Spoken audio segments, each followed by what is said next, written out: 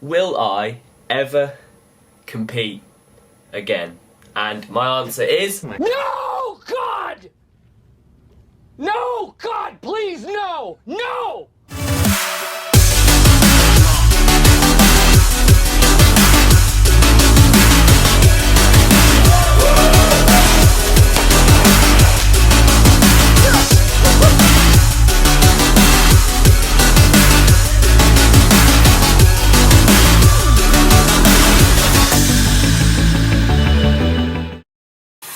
So, we're here today to see how you get the pythons pumped. Now, tip number one, you have to wear a jumper. If you're trying to impress that sweetheart in the gym, you're going to walk in there, they're not going to have any blood flowing in, they're going to look like 2 Twix bars. She going to be looking at you like a toothpick. She going to pick your arms up and pick food out of her mouth. These are the 6 exercises that I kind of believe did help pump my hands up. Now, I'm not saying they're anything amazing, it's just going to be a little bit of leave it. I'm only joking. It's just going to be a little bit more of hypertrophy work. So I'm going to talk you through sets, reps, techniques, how to like kind of take out the swinging. A lot of people, like especially with like barbell curl, they swing. So there's a couple in there. Absolute Bobby Dazzlers. I've had enough chatting. Let's get to it. Although, don't we all know someone who reverses like this? Look. Beep. Beep. Beep. Beep. Beep.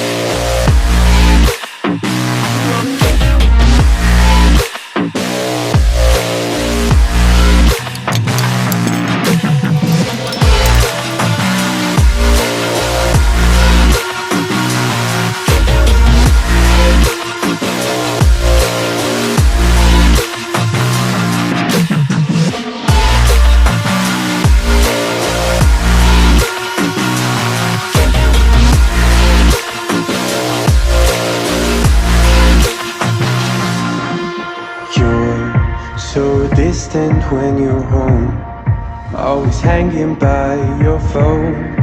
Do I even know you? And I get paranoid sometimes, 'cause I know that you ain't mine, and I'm lost without you.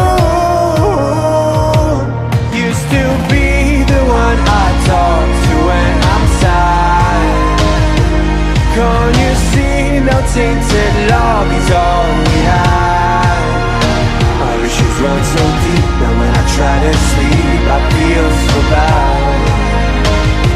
I should leave, and by the time it's done I'll be gone.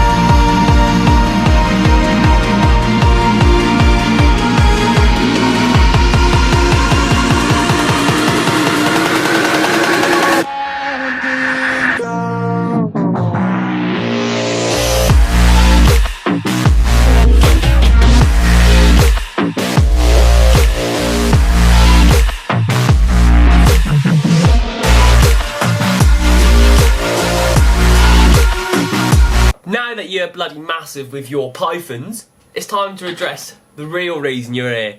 And that is, will I ever compete again?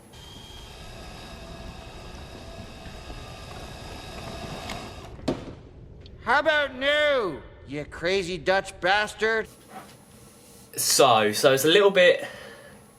Let's talk through my comp. So I've done it 3 times, 3 years in a row, bloody blah, and it's kind of scarred me each time I've done it. So, I mean, it scarred me in the sense of I feel like embarrassed, and if I'm being honest, I don't think my body is built for it. I don't mean, oh, I can't train as hard, because I think when I come to training, I'm one of the hardest workers in the room, like, and I always have been throughout, like, my whole sort of training career, like a footballer. Just try to put the ball in there, back in the net. I don't even know what that was, like a mix of Scouse and Australian. But, yeah, so I feel like my body, when I look at it on stage, is not, in terms of, like, the result what I thought it would be from all the hard work of training, etc. So for me, I do get quite disheartened when I look back at old photos. That's why I don't really put a load up anymore.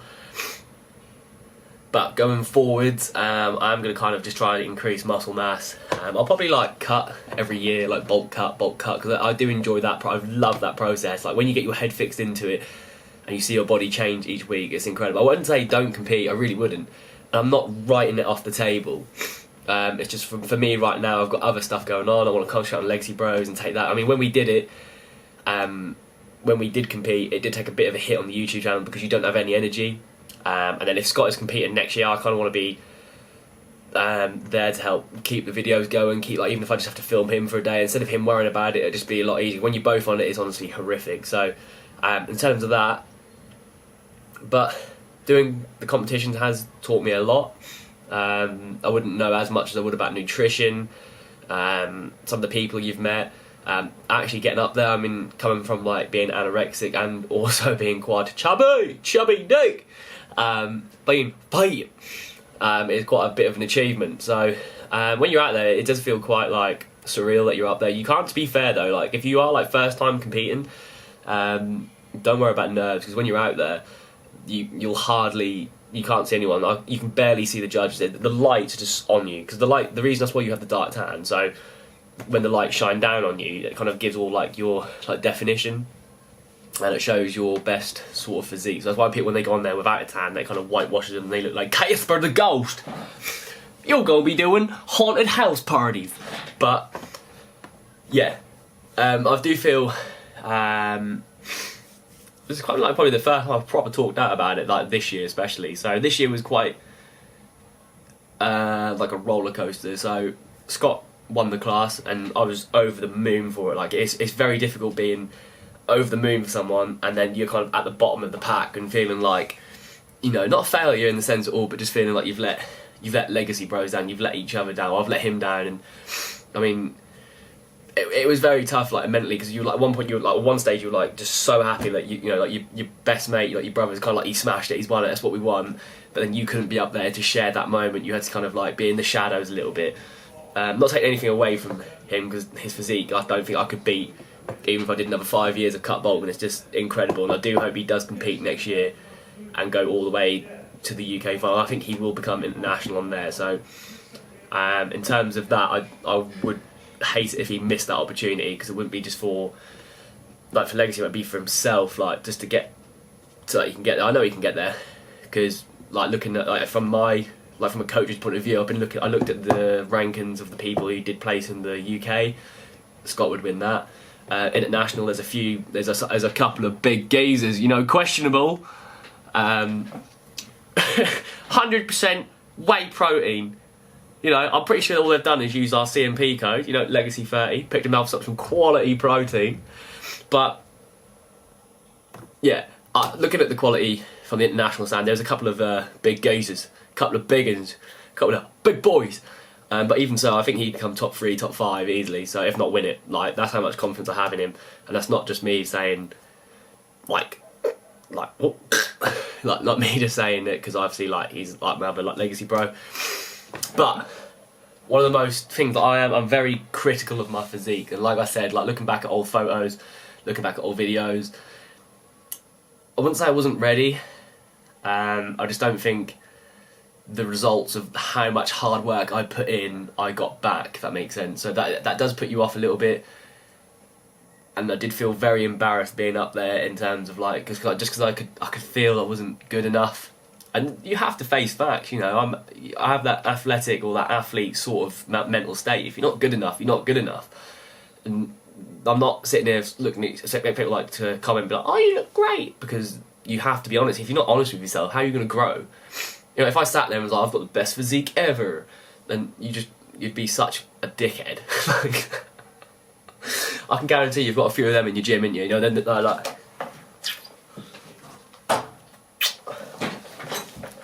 oh, like hamstring alert. Hello, let's play the harp. But yeah, going forwards, I wouldn't write it off. I'm not saying no. I'm just going to definitely take the next year off to focus on Legacy Bros, get to as many gyms as I can, find myself as well in my training, because I'm bored of training at the minute, believe it or not. Like, I love bench, squat and deadlift. I'm not going to be a powerlifter because I'm a little boy. I've come to the conclusion, you know, that Chris Bumstead, that how his physique is now, I'm 25, I still look like his before transformation photo. You know, literally I look rank compared to like people like that. And that's not me being like horrible anyway, I just know. I look like a before photo. And now I'm a chubby hubby. But yeah, like I said, I'm not writing it off. I'm going to give myself a couple of years. I want to do some different things. You know, next year I don't know what I want to do. You know, there's things everywhere. Like I wouldn't mind doing like Tough Mudders. I wouldn't mind doing a marathon maybe. I don't know. Like there's just so many things in my head that I'm trying to think what to do.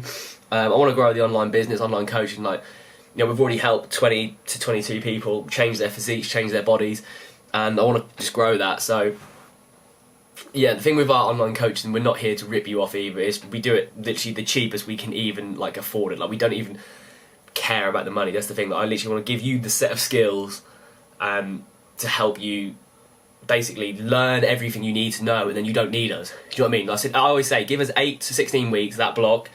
I'll teach you everything you need to know, and you can adjust it from there. So if you want to lose weight, you'll know, you just literally follow that same plan. If you wanted to kind of maintain, I'll show you how to get back to like a maintenance side of calories. And then if you want to grow and bulk, even there. And that's the beauty of our online coaching. We're not here to mug you off, because there's so many online coaches which annoy me. You know, I fell in the trap when I was like first into the industry. You're just spending all your money. You're spending all those doll hair bills. Yeah, like I said, email is below if you are interested, or comment below here, or even follow us on Instagram at _legacybros, and we can be sure to help. But competing is not off the table. Now we're going to transition out of my booty hole.